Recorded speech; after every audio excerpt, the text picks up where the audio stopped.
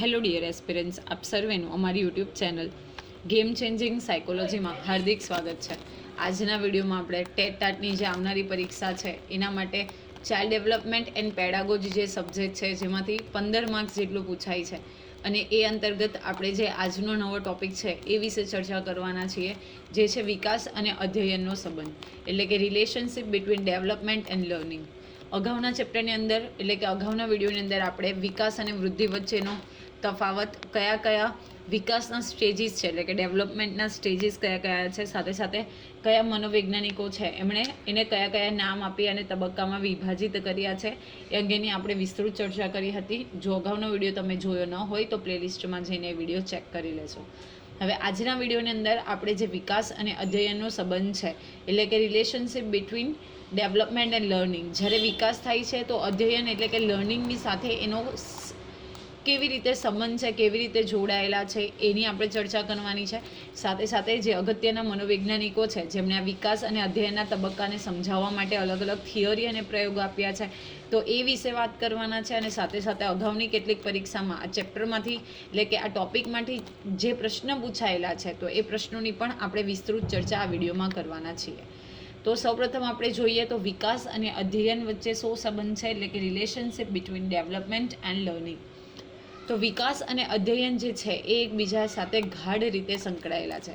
વિકાસની આપણે વાત કરીએ, જે છે ડેવલપમેન્ટ અને અધ્યયન, એટલે કે જે લર્નિંગ છે એ એકબીજાની સાથે એકદમ ગાઢ રીતે સંકળાયેલા છે, એટલે કે ખૂબ જ અગત્યનો સંબંધ જે છે એ વિકાસ અને અધ્યયન સાથેનું છે. અને એક શિક્ષક તરીકે જે વિકાસ અને અધ્યયનનો એકબીજા સાથે રિલેશન છે, સંબંધ છે, એ તો એ સંબંધને સમજવો અને જાણવો ખૂબ જ અગત્યનો છે. તો સૌથી પ્રથમ આપણે જોઈએ તો છે વિકાસ એ અધ્યયનનો આધાર છે, એટલે કે development is the basis of learning. જ્યારે આપણે વિકાસની વાત કરીએ અથવા અધ્યયનની વાત કરીએ, લર્નિંગની વાત કરીએ તો એનો સૌથી મોટો આધાર, બેઝ જો કોઈક હોય તો એ છે ડેવલપમેન્ટ.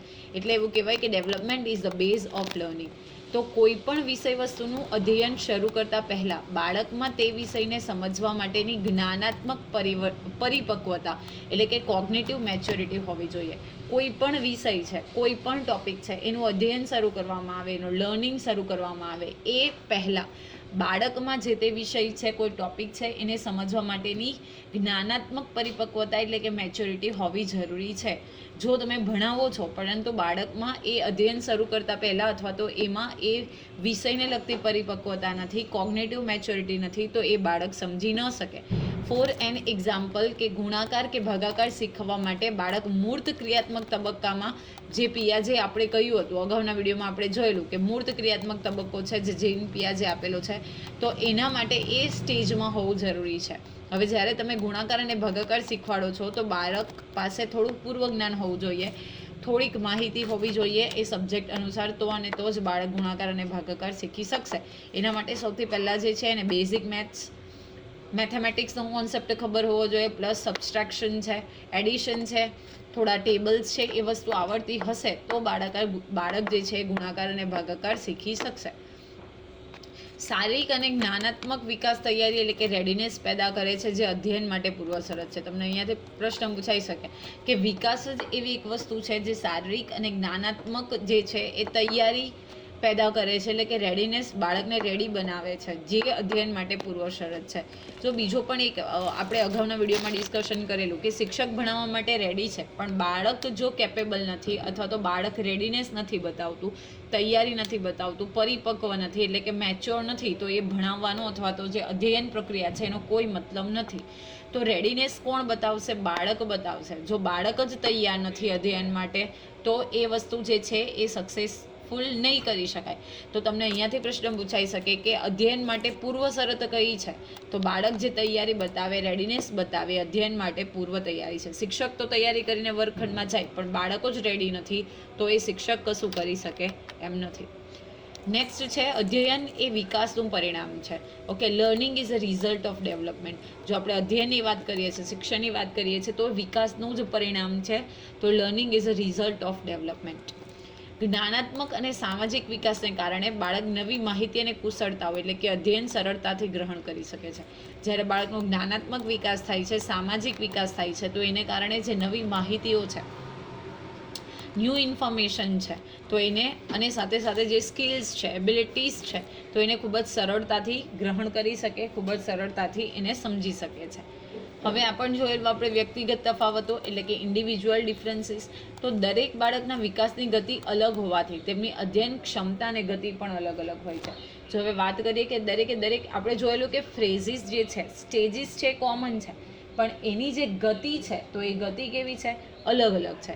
તો દરેક બાળકની જે વિકાસની ગતિ છે એ અલગ અલગ હોય છે અને એને કારણે જે અધ્યયન ક્ષમતા છે એટલે કે લર્નિંગ કેપેસિટી છે, સ્કિલ્સ છે, એની મોશન છે, ગતિ છે, સ્પીડ છે તો એ પણ કેવું છે? અલગ અલગ છે.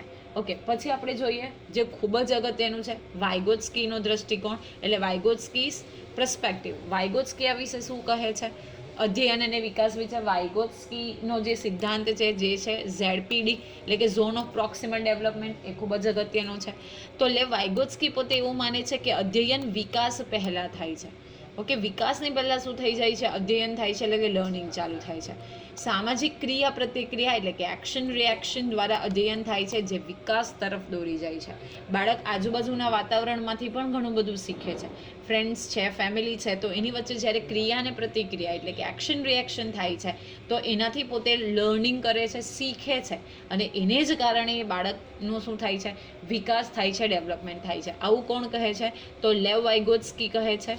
હવે જોઈએ નજીકનો વિકાસ ક્ષેત્ર જેને ઝેડપીડી કહેવાય. મેં તમને અગાઉના વિડીયોમાં પણ આપણે આ વિશેની ચર્ચા કરી હતી અને કીધું હતું કે વાઇગોત્સ્કીએ કયો સિદ્ધાંત આપ્યો છે અથવા તો કઈ મેટર છે એ આપી છે. તો ZPD that will be zone of proximal development. તો અધ્યયન એ બાળકના વર્તમાન વિકાસ સ્તર અને સંભવિત વિકાસ સ્તર વચ્ચેનો વિકાસ છે અથવા વિસ્તાર છે જ્યાં બાળકને મદદ એટલે કે સ્કેફોલ્ડિંગ દ્વારા શીખવવામાં આવે છે. આ મદદ અધ્યયનને ઝડપી બનાવે છે અને વિકાસને પ્રોત્સાહન આપે છે. મેં અગાઉના વિડીયોમાં એવું ઉદાહરણ આપેલું કે કોઈક બાળક સાયકલ ચલાવી શકે છે પણ એટલું કોન્ફિડન્સથી નહીં, એટલે કે શીખે છે, એને થોડી આવડે છે તો ત્યારે એના જે રિલેટિવ હોય એના પેરેન્ટ્સ હશે એ સાયકલ પકડશે પણ થોડું એનામાં ડેવલપમેન્ટ આવશે એટલે કે થોડું એનામાં કોન્ફિડન્સ આવશે તો પછી શું કરે? સાયકલ જે પાછળથી પકડતા હતા એ અચાનક છોડી દેવામાં આવે તો એને સ્કેફોલ્ડિંગ કહેવાય.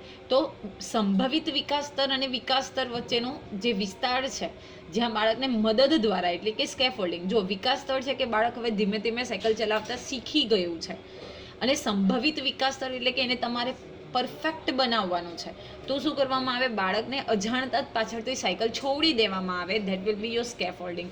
સીટેટમાં આમાંથી ઓલમોસ્ટ ક્વેશ્ચન પૂછાય છે અને સ્કેફોલ્ડિંગ જે છે અથવા તો ઝેડપીડીની આપણે વાત કરીએ ઝોન ઓફ પ્રોક્સિમલ ડેવલપમેન્ટ તો એના દ્વારા અધ્યયન ને શું થાય છે કે આ મદદ જે છે સ્કેફોલ્ડિંગ છે એ અધ્યયનને ઝડપી બનાવે છે અને વિકાસને પ્રોત્સાહન આપે છે.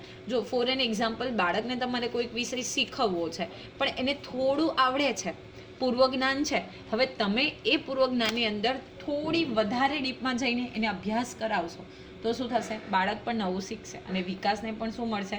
પ્રોત્સાહન જે છે એ મળશે. That will be your scaffolding. સ્કેફોલ્ડિંગમાંથી ઘણી બધી વખત પ્રશ્ન પૂછાયેલા છે. યાદ રાખજો જે ઝેડપીડીનો એક પાર્ટ છે અને એ સિદ્ધાંત જે છે એ કોણે આપેલો છે અથવા તો આ ટર્મ કોની સાથે સંકળાયેલો છે? તો લેવ વાઇગોત્સ્કી સાથે સંકળાયેલો છે. નેક્સ્ટ જોઈએ જીન પિયાજેનો દ્રષ્ટિકોણ. તો જીન પિયાજેસ પર્સપેક્ટિવની આપણે વાત કરીએ કે લર્નિંગ વિશે એ પોતે શું માને છે અને સાથે સાથે ડેવલપમેન્ટ અને લર્નિંગ વિશે એમનો પોતાનું શું પર્સપેક્ટિવ છે. તો જીન પિયાજે માને છે કે વિકાસ એટલે કે પરિપક્વતા અધ્યયન પહેલાં થાય છે. જો અહીંયા ઊંધું છે.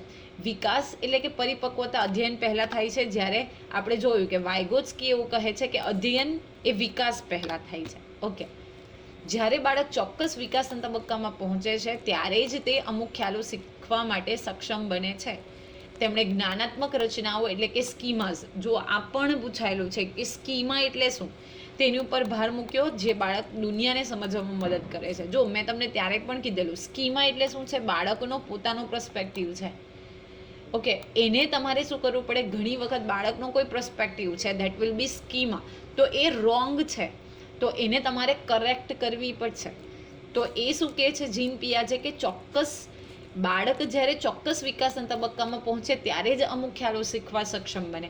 માની લો કે બાળક જે છે ખૂબ જ હજી માની લે આપણે પ્રી કેજીમાં છે, જો એક્સેપ્શન હોઈ શકે, અમુક બાળકો એવા હોય કે જે એક્સ્ટ્રાઓર્ડિનરી ડેવલપમેન્ટ એમનું થાય તો એ શીખી શકે, પણ આપણે અહીંયા કોમન બાળકોની ચર્ચા કરીએ તો તમે જે પ્રી કેજીસનું બાળક છે એને તમે એમ કહો છો કે ત્યારે એ ફ્રીઝની અંદર તમે એને શીખવાડો છો કે બેઝિકલી આપણે એવું માની લઈએ કે તમે એને ડિવિઝન શીખવાડો છો, મલ્ટિપ્લિકેશન શીખવાડો છો, એને ટ્રાયગોનોમેટ્રી શીખવાડો છો, તો એ બાળક નહીં સમજી શકે. અમુક વિકાસના તબક્કામાં અમુક ફ્રેઝમાં એ પહોંચે છે ત્યારે અમુક સિદ્ધાંતો અથવા તો ખ્યાલો સમજે છે, રાઈટ. હોય છે એક્સેપ્શન, પણ આપણે બધા કોમનલી વાત કરીએ, રાઈટ. નેક્સ્ટ છે, હવે આજે આપણે જોયું કે જે બાળકનો વિકાસ છે એ અને સાથે સાથે અધ્યયન વચ્ચે શું સંબંધ છે, તો એક શિક્ષક તરીકે પણ મહત્વનું છે. તો સિગ્નિફિકન્સ ઓફ અ ટીચરની આપણે વાત કરીએ, જેમાંથી તમને અહીંયાથી પ્રશ્ન પૂછાય છે, because you are the teacher of the future, right. તો તમે એક શિક્ષક તરીકે આ બધા જે ખ્યાલો છે એને કેવી રીતે એપ્લાય કરી શકો, that will be very much important. તો વિકાસ અને અધ્યયનના સંબંધને સમજવાથી શિક્ષકને ઘણી મદદ મળે છે. તો સૌપ્રથમ તો અધ્યાપન પદ્ધતિની પસંદગી, તમે કઈ ટીચિંગ મેથડ યુઝ કરશો એ ખૂબ અગત્યનું છે. તો બાળક કયા વિકાસના સોપાનમાં છે તે મુજબ અસરકારક શિક્ષણ પદ્ધતિ અપનાવે. મેં તમને હમણાં જ એક્ઝામ્પલ આપ્યું કે પ્રી કેજીનું બાળક છે, તમે એને કાર્ટૂન બતાવો, ઓકે, એને તમે કંઈક એક્શન બતાવશો, ધીમે ધીમે એના વળાંકવાળા લેટરો લખતા શીખવાડશો, તો બાળક શીખશે. એ તબક્કામાં તમે એને લેક્ચર મેથડ આપશો તો એ અગત્યની નથી, અથવા તો એ ટોટલી ફેલ છે. ઓકે, પછી છે પાઠ્યક્રમની રચના, એટલે કે ફોર્મેશન ઓફ સિલેબસ. તો બાળકની કાર્યક્ષમતા એટલે કે તબક્કા અનુસાર વિષય વસ્તુ નક્કી કરવી જોઈએ. ઓકે, એની કેટલી ક્ષમતા છે એટલા માટે એ અગત્યનું છે. એવું કહેવાય કે એક શિક્ષક ત્યારે જ સફળ બની શકે જે બાળકના લેવલ ઉપર જઈને ભણાવે. તો બાળકની જે જ્ઞાન મેળવવાની ક્ષમતા છે એને અનુસાર આપણે વિષય વસ્તુ નક્કી કરવી પડે. નેક્સ્ટ છે વ્યક્તિગત ધ્યાન આપવું જોઈએ. તો વ્યક્તિગત તફાવતોને સમજીને જરૂરિયાત મુજબનું માર્ગદર્શન આપવું. વર્ગના દરેક જે બાળકો છે એ અલગ છે, યુનિક છે, તો એને સમજી અને પછી એ અંગે માર્ગદર્શન આપવું એ શિક્ષક માટે ખૂબ જ અગત્યની બાબત છે. ઓકે, હવે આપણે એક નવા ટોપિક તરફ આજે જઈએ છીએ, જે છે અધ્યયન એટલે કે લર્નિંગના સિદ્ધાંતો, જે ખૂબ જ મહત્વપૂર્ણ છે. કારણ કે એ જ સિદ્ધાંતો આપણને સમજાવે છે કે બાળક કેવી રીતે શીખે છે અને સાથે સાથે શિક્ષકે કેવી રીતે ભણાવવું જોઈએ, રાઈટ. તો આ પણ ખૂબ જ અગત્યનું છે. અહીંયાથી આપણે એક નવો ટોપિક સ્ટાર્ટ કરીએ છીએ. હવે અધ્યયનના મુખ્ય જે સિદ્ધાંતો છે એને બે જૂથમાં વર્ગીકૃત કરવામાં આવે છે. એક છે વર્તનવાદી સિદ્ધાંત એટલે કે બિહેવિયર થિયોરીઝ, અને બીજી છે જ્ઞાનાત્મક સિદ્ધાંત એટલે કે કોગ્નિટિવ થિયોરીઝ. ઓકે, વર્તનવાદ એટલે કે બિહેવિયરની આપણે વાત કરીએ તો જે વર્તન પર ઉદ્દીપક અને પ્રતિચારના જોડાણ ઉપર ભાર મૂકે છે. આપણે હવે વાત કરવાના છે ડિટેલમાં સ્ટિમ્યુલસ અને રિસ્પોન્સ ઉપર ભાર મૂકે છે. ધેટ વિલ બી વર્તનવાદી સિદ્ધાંતો એટલે કે પ્રિન્સિપલ થિયોરીઝ ઓફ બિહેવિયર. નેક્સ્ટ છે જ્ઞાનાત્મક સિદ્ધાંત, જેને આપણે કોગ્નિટિવ થિયોરીઝ કહીએ, જે આંતરિક માનસિક પ્રક્રિયાઓ જેમાં વિચારણા, સમજ અને સમસ્યા ઉકેલ ઉપર ભાર મૂકવામાં આવે છે. ઓકે, તો આ વસ્તુ ખૂબ જ અગત્યની છે. ઓકે, અને મારું કેવું એવું છે, મેં બધી એક્ઝામ પાસ કરેલી છે, તો તમારી પાસે સમય ઘણો ઓછો છે. દરેક જે ટોપિક તમને આપેલા છે એ ટોપિકને આધારિત જો તમે એક્ઝામમાં પ્રિપરેશન કરશો તો question paper will be very easy for you. તમે ઇઝીલી આન્સર જે છે એ આપી શકશો. ઓકે, સૌથી પ્રથમ અને ખૂબ જ અગત્યનો સિદ્ધાંત જેને આપણે કહી શકીએ, જે છે પ્રશિષ્ટ અભિસંધાનનો સિદ્ધાંત, જેને ક્લાસિકલ કન્ડિશનિંગ થિયોરી તરીકે ઓળખવામાં આવે. કયા મનોવૈજ્ઞાનિક છે? તો ઇવાન પેટ્રોવિચ પાવલોવ, જે પોતે એક રશિયન વૈજ્ઞાનિક હતા. ત્યાર પછી આપણે જે અગત્યના મનોવૈજ્ઞાનિકો છે એ કયા દેશમાંથી પોતે બિલોંગ કરે છે અને એની જે થોડી ઘણી ડિટેલ્સ છે એ પણ આપણે વિડીયોની અંદર જોઈશું. ઓકે, મુખ્ય પ્રયોગ જે છે એમનો કૂતરા ઉપરનો પ્રયોગ, ક્લાસિકલ થિયોરી જેને આપણે ઓળખીએ છીએ, ક્લાસિકલ કન્ડિશનિંગની થિયોરી. મેં અગાઉ પણ કીધું છે કે આ વિડીયો જે છે ઓલરેડી આપણે ચેનલ ઉપર અપલોડેડ છે. જો તમે વિડીયોઝ જોયા ન હોય તો પ્લેલિસ્ટમાં જઈને એ વિડીયોઝ ચેક કરી લેજો.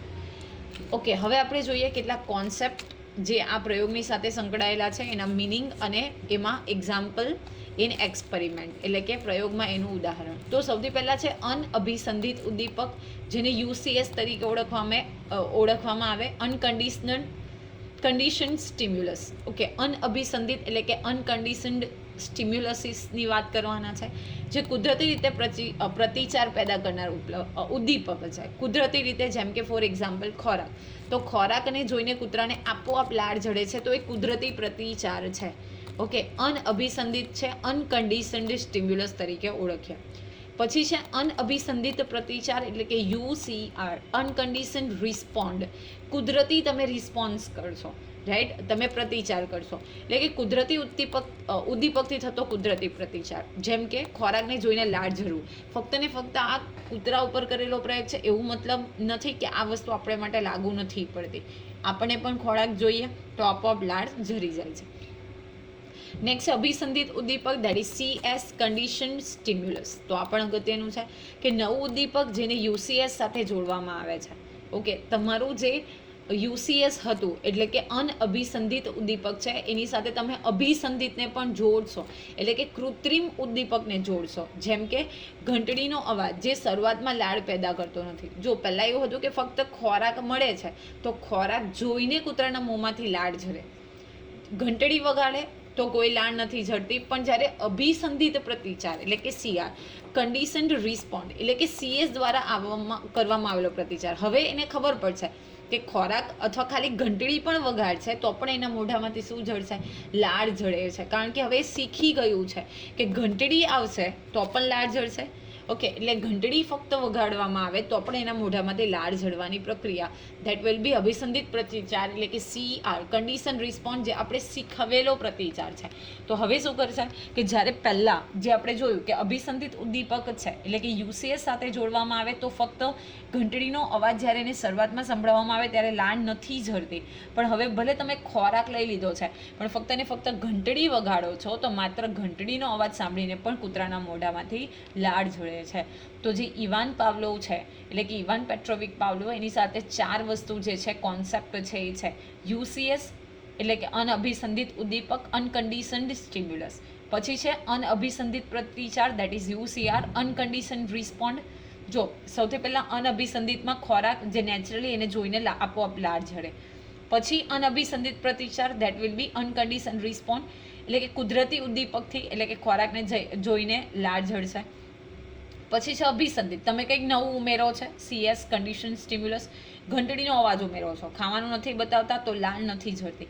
પણ ફરીથી એ વસ્તુને તમે યુઝ ટુ કરો છો. અભિસંધિત પ્રતિચાર, that will be condition respond, જે તમે શીખવાડ્યું છે કે હવે તમને જો ઘંટડી દેખાશે તો પણ શું મળશે? ખોરાક મળશે. તો ઘંટડીનો અવાજ સાંભળીને પણ લાળ ઓટોમેટિકલી ઝરે છે તો એને આપણે CR તરીકે ઓળખીએ. આવો જે પ્રયોગ છે પ્રશિષ્ટ અભિસંધાનનો સિદ્ધાંત એટલે કે ક્લાસિકલ કન્ડિશનિંગ થિયરી, જે રશિયન મનોવૈજ્ઞાનિક છે ઇવાન પાવલોવ, એમણે આપેલી છે. હવે આનું શિક્ષણમાં શું મહત્વ છે? આ પ્રયોગ ખાલી કરવાથી કરી દીધો ધેટ મીન્સ એવું નથી. એનું શિક્ષણમાં પણ કોઈક મહત્વ છે. તમને અહીંયાથી પ્રશ્ન પૂછાય છે. ઓકે, તો સારી આદતોનું નિર્માણ થશે. જેમ કે ઘંટડી વાગે એટલે શાંતિથી બેસવું, બેલ પડે શાંતિથી બેસવું, શિક્ષક ભણાવવાનું અથવા કોઈક વર્ડ્સ બોલે, અમુક શિક્ષકના અમુક કોમન વર્ડ્સ હોય, રાઈટ, ક્લાસમાં જઈને ફક્ત ઊભા રહેશે, ક્લાસમાં અવાજ થતો હશે તો એનાથી શું થશે? વિદ્યાર્થીનું સારી આદત જે છે, ગુડ મેનર્સ જે છે એ શીખશે.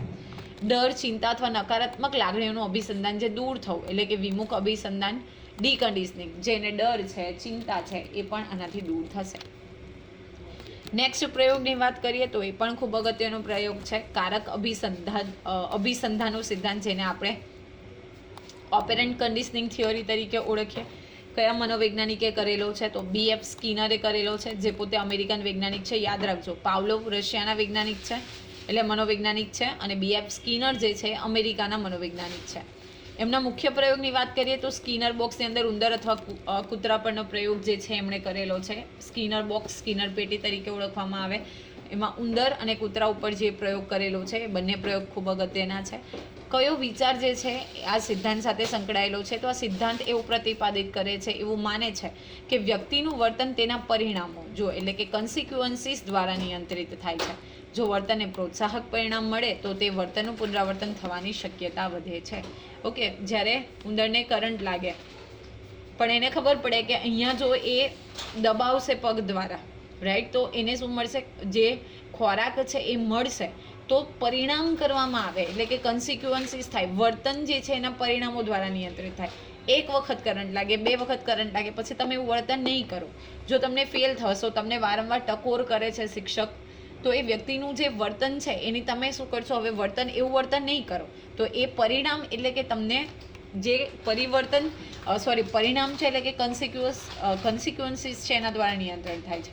હવે તમે જો સારું વર્તન કરો છો, તમને પ્રોત્સાહન મળે છે, ઓકે, તમને એપ્રિસિએશન મળે છે, તો એનું પુનરાવર્તન વધશે. ફોર એન એક્ઝામ્પલ, કોઈ બાળક જે છે એ નોટબુકમાં ઘણું સારું લખીને લાવે છે, તો ટીચર એને સ્ટાર આપે છે, ગુડ, વેરી ગુડ, એક્સલન્ટ એવા રિમાર્ક આપે છે, તો એ શું કરશે? વધુ સારું લખશે. ઓકે, એને પુનરાવર્તન એટલે કે હવે વધુ સારું, એટલે ઓલમોસ્ટ એવરી ટાઈમ હવે સારું લખશે, કારણ કે એને શું મળે છે? પ્રોત્સાહન મળે છે. હવે જે આપણે જોયું કે BF સ્કિનર છે, તો એનો જે પ્રયોગ છે એની સાથે સંકળાયેલા કેટલાક કોન્સેપ્ટ અને એજ્યુકેશનલ એક્ઝામ્પલની આપણે વાત કરીએ તો સૌથી પહેલાં છે પ્રબલન એટલે કે રિઇન્ફોર્સમેન્ટ. તો એવું પરિણામ જે વર્તનને પુનરાવર્તિત થવા માટે પ્રોત્સાહિત કરે છે. ઓકે, જેમ કે આપણે કીધું કે સ્ટાર મળવું, લાઈક દેટ. એવું પરિણામ જે વર્તનને પુનરાવર્તિત, જો સારું પરિણામ મળશે તો એને શું કરશે? પ્રોત્સાહન મળે. હવે એ જ રેઇન્ફોર્સમેન્ટ છે, એટલે કે સારું રિમાર્ક મળશે, તો એના બે પ્રકાર છે. એક સકારાત્મક પ્રબલન, ધેટ ઇઝ પોઝિટિવ રેઇન્ફોર્સમેન્ટ, અને બીજું જે છે નકારાત્મક પ્રબલન એટલે કે નેગેટિવ રેઇન્ફોર્સમેન્ટ. તમને અહીંયાથી પ્રશ્ન પૂછાય છે. તો સૌથી પહેલાં આપણે જોઈએ સકારાત્મક પ્રબલન એટલે કે પોઝિટિવ રેઇન્ફોર્સમેન્ટ. તો વર્તનને અનુસરતા કોઈ ગમતી વસ્તુ અથવા તો પ્રશંસા કરવામાં આવે. જેમ કે બાળક સારું વાંચે તો શિક્ષક એને ખૂબ સરસ કહે અથવા સ્ટાર આપે. ધેટ વિલ બી સકારાત્મક એટલે કે પોઝિટિવ રેઇન્ફોર્સમેન્ટ મળે, એની પ્રશંસા કરવામાં આવે, એને ગમે. નાનું બાળક હોય, ઓકે, તમારે એની પાસે કોઈ કામ કરાવવું છે, માનો કે એને ચોકલેટ ભાવે છે, તમે આપશો, ધેટ વિલ બી પોઝિટિવ રેઇન્ફોર્સમેન્ટ. હવે જોઈએ ઓપોઝિટ નકારાત્મક પ્રબલન એટલે કે નેગેટિવ રેઇન્ફોર્સમેન્ટ. તો વર્તનને અનુસરતા કોઈ અણગમતી વસ્તુ થાય અથવા તો એ સ્થિતિ દૂર કરે. જેમ કે જો બાળક પોતાનું હોમવર્ક પૂરું કરે તો તેને વધારાનું કાર્ય ન આપવું, અણગમતું કાર્ય જે છે દૂર કરવું. ઓકે, તો એ નકારાત્મક છે. પછી છે સજા એટલે કે પનિશમેન્ટ. એવું પરિણામ જે વર્તનને ફરીથી થતું અટકાવે છે. તમે બાળક વાત કરશો, એને લખવા આપશો, એને ટોકશો, એને કોઈક પનિશમેન્ટ આપશો, એટલે ક્રિએટિવ પનિશમેન્ટ આપશો, તો એ શું કરશે? બીજી વખત એવું વર્તન નહીં કરે. જેમ કે વર્ગમાં ગેરવર્તન કરનાર બાળકને તમે ટાઈમ આઉટ આપે, ઓકે, અથવા આપણે એને બધાની વચ્ચે ઠપકો આપીએ, તો ત્યારે એને પનિશમેન્ટ કહેવાય ને બાળક બીજી વખત એવું વર્તન કરતા માટે અટકશે. હવે સ્કિનરનો જે પ્રયોગ છે, તો એનું શિક્ષણમાં મહત્વ કેવી રીતે, એનું શૈક્ષણિક મહત્વ કેવું છે, તો એ વિશે આપણે જોઈએ. તો ઈચ્છિત વર્તનને મજબૂત કરવા માટે પ્રબલનનો ઉપયોગ થાય છે. જો બાળક એક વખત હોમવર્ક કરીને આવશે, તમે એને પોઝિટિવ રેઇન્ફોર્સમેન્ટ આપશો તો પ્રબલનનો ઉપયોગ કરીએ છીએ. ઓકે, ખરાબ વર્તનને ઘટાડવા માટે સજાને બદલે વૈકલ્પિક સારા વર્તન માટે પ્રબલન આપવું જોઈએ. ખરાબ વર્તન છે તો એને શું કરે? તમે કંઈક ક્લાસમાં એને કંઈક ક્રિએટિવ વસ્તુની પનિશમેન્ટ આપો કે કાલે તારે આ વસ્તુ જે છે એક્સપ્લેન કરવાની છે, અથવા બાળક જે છે એ કોઈક સબ્જેક્ટમાં સારું છે તો એ વિશે એને વૈકલ્પિક સારું વર્તન કરવા મોટિવેટ કરશો. અને ક્રમબદ્ધ શિક્ષણ અહીંયાથી પૂછાય છે. પ્રોગ્રામ્ડ ઇન્સ્ટ્રક્શનમાં આ સિદ્ધાંતનો ઉપયોગ થાય છે. ઓકે, સ્ટેપ બાય સ્ટેપ જે સિલેબસ હોય એને તમે ડિવાઈડ કરેલો છે, તો પ્રોગ્રામ્ડ ઇન્સ્ટ્રક્શન એટલે કે ક્રમબદ્ધ શિક્ષણ આપવા માટે આ સિદ્ધાંતનો જે છે એ ઉપયોગ થાય છે. નેક્સ્ટ આપણે જોઈએ પ્રયત્ન અને ભૂલનો સિદ્ધાંત, trial and error theory. Again ખૂબ અગત્યનો છે, જે મનોવૈજ્ઞાનિક એડવર્ડ એલ થોર્નડાઇક, જે અમેરિકાના મનોવૈજ્ઞાનિક છે, તો આ પણ પૂછાય છે. પ્રયત્ન અને ભૂલ દ્વારા શિક્ષણ કોના દ્વારા આપવામાં આવેલો હતો? તો એડવર્ડ એલ થોર્નડાઇક દ્વારા આપેલો. એમનો જે પ્રયોગ છે એ ભૂખ્યા બિલાડી પરનો પ્રયોગ, પઝલ બોક્સ એટલે કે કોયડા પેટી જે છે એની સાથે સંકળાયેલો છે.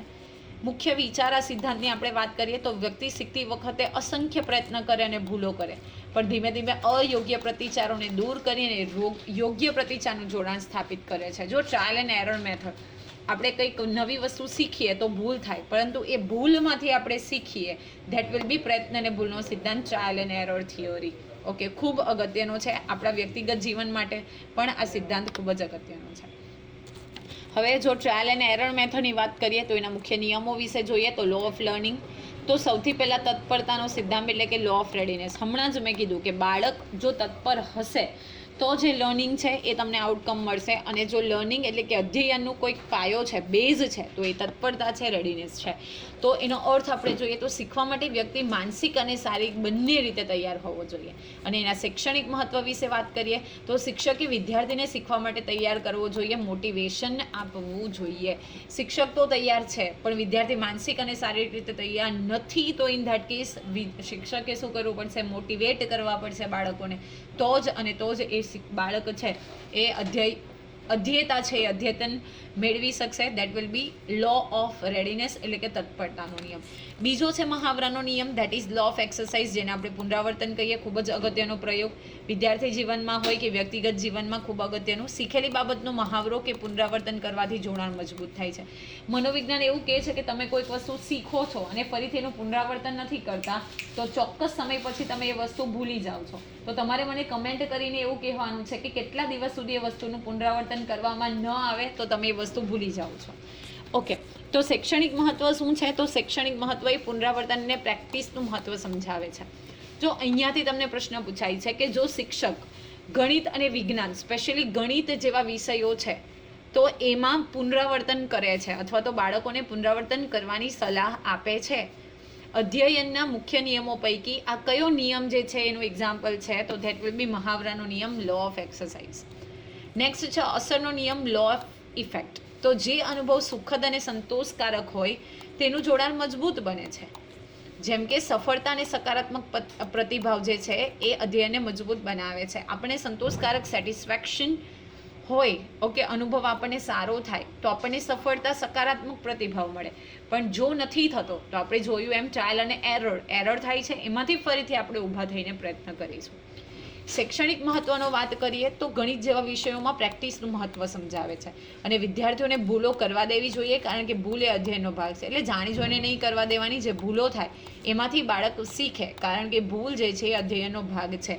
એવું BF સ્કિનરનું જે છે નિયમ, જેના વિશે થોર્નડાઇકનો જે નિયમ છે પ્રયત્ન અને ભૂલનો નિયમ, that will B trial and error theory જે છે એનું શિક્ષણમાં મહત્વ વિશે આપણે વાત કરી. હવે જે જોઈએ એ છે આંતરસૂઝ દ્વારા અધ્યયનનો સિદ્ધાંત, that will B inside learning theory. તો એનો સંદર્ભ જે છે એ ગેસ્ટાલ્ટ મનોવિજ્ઞાન, that will B gestalt psychology. મનોવૈજ્ઞાનિકની વાત કરીએ કોહલર.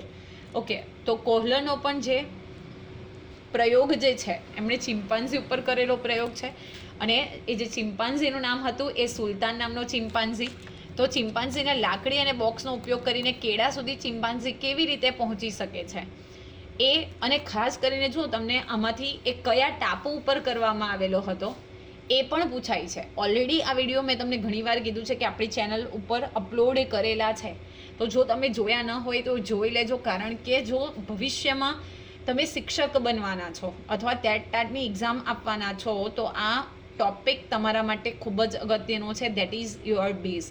પ્લસ જ્યારે આપણે ગેસ્ટાલ્ટ મનોવિજ્ઞાનની વાત કરીએ છીએ તો ગેસ્ટાલ્ટવાદી જે મનોવૈજ્ઞાનિકો છે એની ત્રિપુટી છે.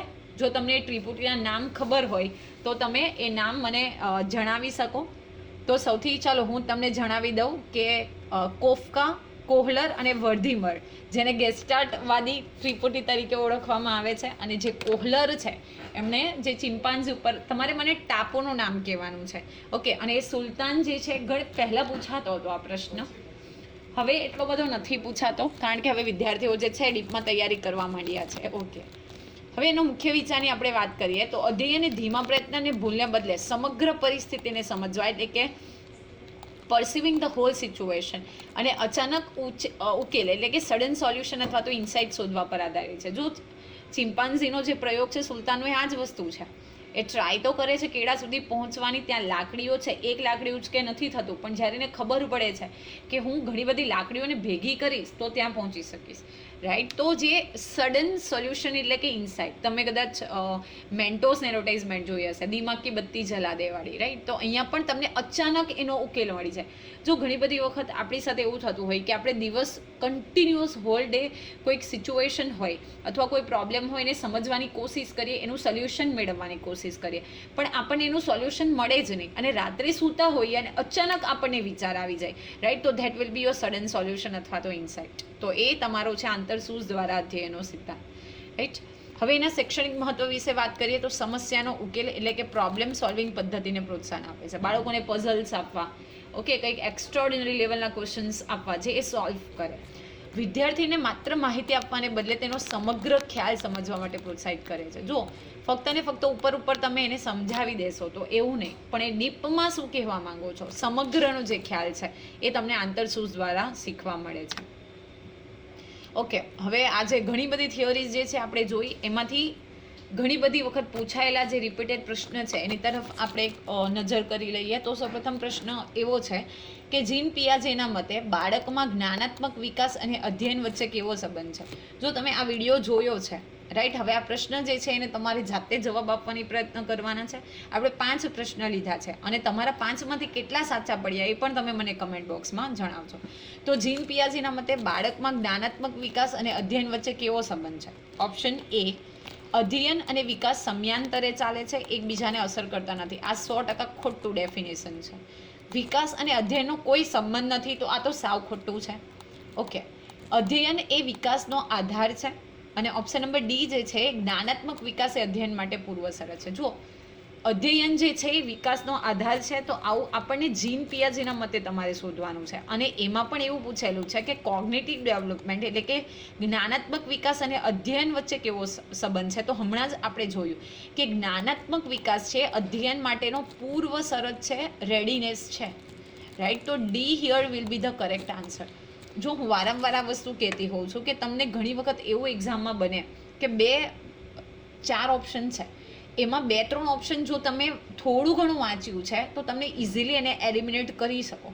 અને એલિમિનેશન પદ્ધતિ તમે અપનાવશો તો તમારા મેક્સિમમ માર્ક્સ આવવાના ચાન્સ છે. તમે કેલ્ક્યુલેટેડ રિસ્ક લઈને ABC ઓપ્શન જે છે, રિસ્ક તો હું નહીં કહીશ પણ એવું કહીશ કે તમે 4 ઓપ્શન જોશો અને એમાં એલિમિનેશનને આધારે તમે બાકીના જે કોન્સેપ્ટ એટલે ઓપ્શન છે એને ઇઝીલી રિમૂવ કરી શકો. તો જો અહીંયા અધ્યયન એ વિકાસનો આધાર છે એવું નથી, પણ જ્ઞાનાત્મક વિકાસ છે, કોગ્નિટિવ ડેવલપમેન્ટ છે, અત્યારે આપણે અધ્યયન માટેની પૂર્વ શરત છે. તો પિયાજે એવું કહે છે કે બાળક જ્યારે ચોક્કસ વિકાસના તબક્કામાં પહોંચે છે એટલે કે પરિપક્વ થાય ત્યારે જ તે શીખવા માટે સક્ષમ બને છે. ઓકે, બાળક ઘોડિયામાં હોય અને તમે એને ટેબલ્સ બોલાવો તો આ વસ્તુ એકદમ લોજિકલી રોંગ છે, રાઈટ. તો એ જ કંઈક પ્રશ્ન છે. નેક્સ્ટ છે લેવ વાઇગોત્સ્કીએ અધ્યયન અને વિકાસના સંબંધ વિશે કયો મુખ્ય ખ્યાલ રજૂ કર્યો છે. ઓપ્શન નંબર એ, અધ્યયન એ વિકાસ પહેલાં થાય અને તે વિકાસને આગળ ધપાવે છે. વિકાસ અને અધ્યયન એક સાથે થાય છે પરંતુ સામાજિક ક્રિયા અને પ્રતિક્રિયામાં તેમાં મહત્વની નથી. વિકાસ હંમેશા અધ્યયન પહેલાં થાય છે અને વિકાસ એ અધ્યયનથી સ્વતંત્ર છે. તો આવું ક્યારેય નહીં હોઈ શકે. તો અહીંયા એ ઓપ્શન રાઈટ છે. અધ્યયન એ વિકાસની પહેલાં થાય છે, હમણાં જ આપણે ડિસ્કશન કર્યું, અને એને કારણે વિકાસને શું થાય છે, આગળ ધપાવે છે. જો વાઇગોત્સ્કીના મતે સામાજિક ક્રિયા પ્રતિક્રિયા દ્વારા થતું અધ્યયન બાળકના વિકાસને પ્રોત્સાહિત કરે છે અને આગળ વધારે છે. મેં ત્યારે પણ કીધેલું, ઘરમાં જે વસ્તુ શીખે છે, શાળામાં શીખે છે, એના ફ્રેન્ડ સર્કલથી શીખે છે, તો એના દ્વારા બાળકનો વિકાસ જે છે એ વધુ થાય છે, આગળ વધે છે. So option A here will be the correct answer.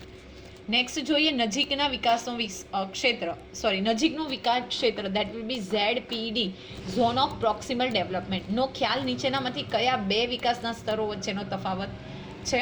તો ઓપ્શન નંબર એ, બાળકનું વાસ્તવિક વિકાસ સ્તર અને સંભવિત, જે લેવ વાઇગોત્સ્કીએ આપેલું છે, અને સંભવિત વિકાસ સ્તર. ઓપ્શન નંબર બી, વૃદ્ધિ સ્તર અને પરિપક્વતા તો નથી આવતું. શારીરિક વિકાસ અને માનસિક વિકાસ નથી આવતું. પૂર્વ બાલ્યાવસ્થા અને ઉત્તર બાલ્યાવસ્થા નથી આવતું. તો જો અહીંયા એ છે વાસ્તવિક વિકાસ સ્તર અને સંભવિત વિકાસ સ્તર. મેં જ્યારે થિયરી ભણાવી ત્યારે તમને સાયકલનું એક્ઝામ્પલ આપ્યું હતું, રાઈટ. તો that will be ZPD, zone of proximal development.